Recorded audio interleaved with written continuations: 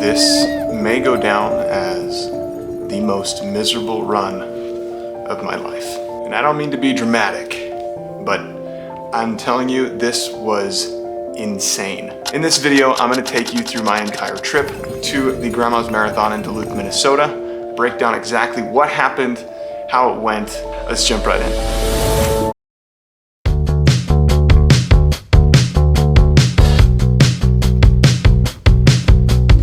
This trip to the Grandma's Marathon in Minnesota was one that I was greatly anticipating and had been training specifically for this marathon for the last handful of months. And I had my fair share of struggles during this marathon build, but lately things were really starting to click, and I even raced a really solid half marathon just a couple weeks ago, so my confidence is actually running pretty high.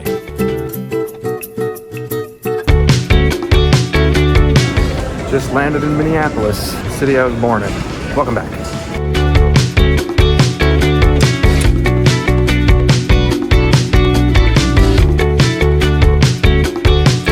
The travel day into Duluth is not the easiest, given that you have to fly to Minneapolis and then make a 2-hour car ride, but everything went really smoothly on this trip and the weather was perfect. All right, travel day officially done. Made it to my hotel room. It's been a long travel day, not too bad. There's not much to say about traveling, I think.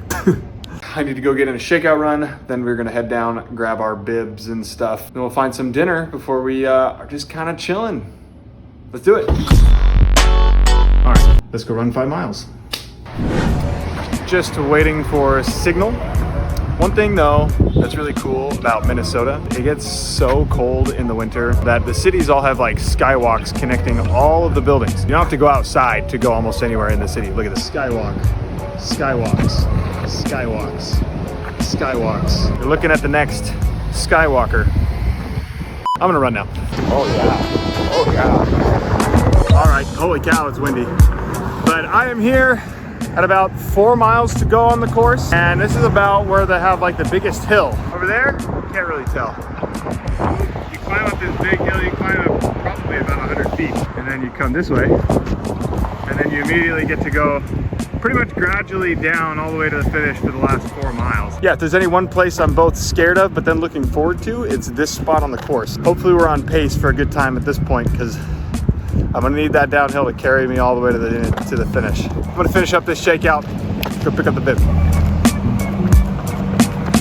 Bro, Adam, we're here. We found this wall near the skywalk. Bro, look. You made the photo, bro.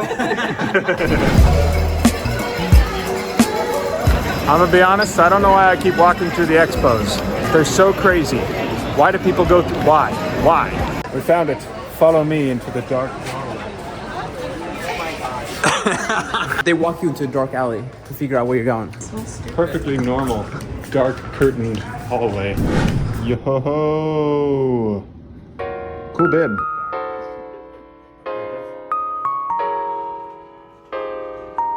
And really from that point, everything that I did leading up to the race was going extremely well and according to plan. 2 nights before the race, I carb loaded at this Italian restaurant.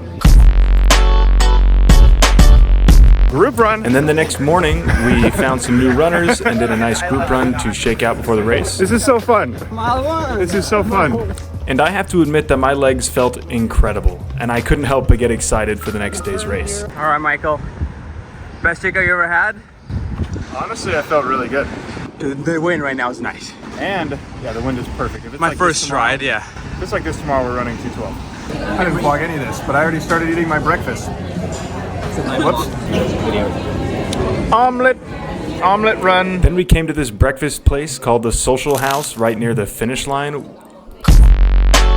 You guys in town for the marathon? Yeah. Yes. Okay, y'all running? You got any like routine that you have to do before you do a big run? Lots of them. too many routines. Too many routines. It's like okay. totally ritualistic. But Okay, no, I love it. Yeah. She just inadvertently got into my blog. And then one of my absolute favorite parts of running the Grandma's Marathon is going to the hospitality room and checking out the pictures and the letters written by the elementary kids from the local area. Like seriously, look at how cute these drawings are. And then I literally spent like half an hour reading the letters that they had on the tables for us. Like check out these awesome tips from Zoe. You should start slowly so you can build up your stamina for the last stretch, which is actually some really good advice in a marathon to start slow. You should also not forget to unwind after your race so you don't pass out. Yeah, catch me after the race unwinding. Krista says, when you're in the race in Grandma's Marathon, I hope you win the gold medal. If you lose, it will be so sad. P.S. Have a good time. Believe you can do it because I believe you can. You can do this! Never give up. I don't know about you, but this gets me hyped. Cordell says, I hope you believe in yourself. Beware of Lemon Drop Hill. Don't think you will lose, else you might lose. Okay, just one more. Cordelia gave me some advice and said, don't just focus on the end. Make little goals for yourself. Then you'll feel more confident about completing the race. That's actually pretty smart. Did you know that Minnesota has more than 1,000 lakes? Your supporter, Cordelia. P.S. You will cook. I mean, this is awesome. I could seriously read these all day, but I gotta move on.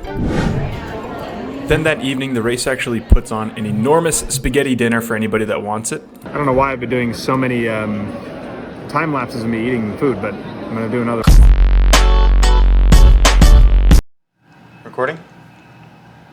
Okay, first thing I got going, of course, my standard drink mix. I've always been using these, the Martin caffeinated 320 drink mix. I also have been using the UCAN Energy gels. They're about 70 calories. I've also got a bottle of Powerade I'm gonna throw on the course a little bit. And lastly, post-race, I will be drinking some Ketone IQ as recovery. I can't tell you just how much better I feel post-marathon when I remember to take some ketones immediately following that. If you're interested in ordering any, this video is not officially sponsored by Ketone IQ, but I still have a link I will give you for a discount on some ketones in the description below. Without further ado, let's prep these bottles, huh? Here is the wonderful diagram. You come running this way. I am number 23. So I will be running like this way, and then boom, back middle. So I gotta slap these on all of my bottles. And then honestly, I talked way too much of the camera talking about fluids, which I didn't want to bore you with, so I'm just gonna speed on through here. And there we go. That is a completed bottle for my first station. You've got about 6 ounces of Martin, and then you've also got a gel taped with masking tape so I can just rip it off when I need to. And with that, my bottles are completely prepped and I have everything set up for success to run well at the marathon tomorrow. Fit check. Kit check. The kit check. I may have finally, for the first time, successfully pinned my bib straight. Huh? Huh? Alright guys, it's about 5:20 a.m. race morning. I got some bad news. We got some wild stuff going on here. So I wake up and I have an email from Grandma's Marathon. 30-minute delay due to storms in the area. They're saying expect a 30-minute delay. Everything is delayed 30 minutes. It's been delayed because there's like a massive thunderstorm just like rolling through Duluth right now, which doesn't seem like a big deal, right? Well, let me show you why this is terrible news. I've been keeping an eye on the weather all week, and pretty much the whole week it's just kind of said like between 60 and 70 degrees for the whole race and 5 to 10 mile an hour tailwind. But that all changed yesterday. The weather just completely flipped on us for the worst. Here's what it's saying now. Today is by far the hottest day out of every day this week, and it's gonna get up to 87. There you can see by 10 a.m. it's 75 degrees. That's when I was supposed to finish. Now it's gonna be like another half hour later. The tailwind that we were all so excited about has kind of flipped on us. Now it's like maybe a tailwind at the start, but it's probably gonna turn into a headwind by the time we get to Duluth. Today is maybe not so much about a really fast time as it is about learning how to weather the storm, stay calm when conditions kind of take a turn for the worst, and see how I can compete against the other people who have to deal with difficulty and a change of plans as well. Then we did have a long 1-hour bus ride to get to the start line. I sat with Grady Daniels, a 2:18 marathoner. Let's see what he thinks of our situation. All right, on the bus. Everybody's talking about the weather, as I mentioned this morning. How you doing, Grady? Pretty good, a little nervous. How do you feel the weather's gonna affect everybody today? I'm hoping it's going to be brutal, so I'm going to like soar past everybody at the end. So I'm going to play a conservative game and try to win out the day. It's going to be the play. I think that it could be carnage out there. It could be absolute carnage. How you feeling so far? I'm like super nervous ever since I woke up and saw the email and checked the weather again. I'm doing my best to like ignore it, but adjust my race plan as well. Well, you're not the only one thinking about it. Everyone else is thinking about it. So if you think about the least amount, you'll do the best. It's terrifying, honestly. But yeah, it's a good point. Like I think that some people are gonna probably really fold under the bad conditions. Yeah. And the people that do well are gonna be the ones that Are good under pressure. they adapt. Yeah. All right, enough suspenseful buildup. Let's get to the race.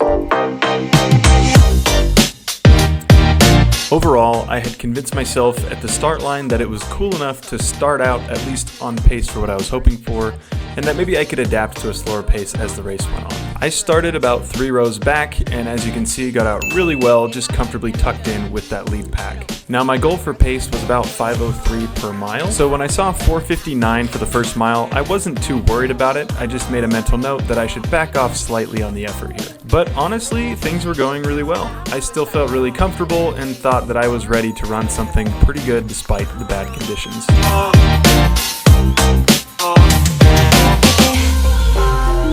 At this point, we were almost 2 miles into the race, and I found a group of 4 guys to run with, and we were clipping about 5:03 pace.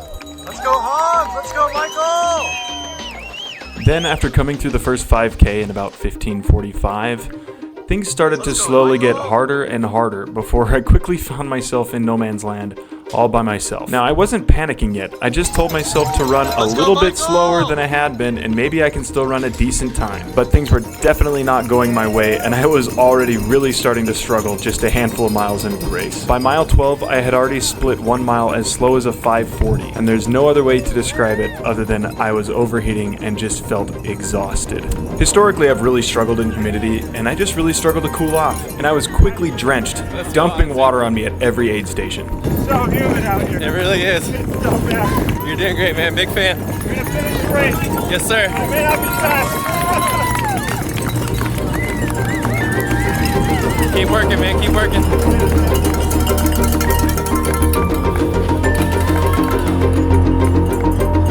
At this point, my goal had completely shifted. It wasn't about how fast I ran today, it was just about finishing as best as I can. And let me tell you, the second half of this race was excruciating. It took all the effort and all the energy I had just to get to the finish line. Albeit slow, I promised myself I was done dropping out of marathons. I had to finish this race.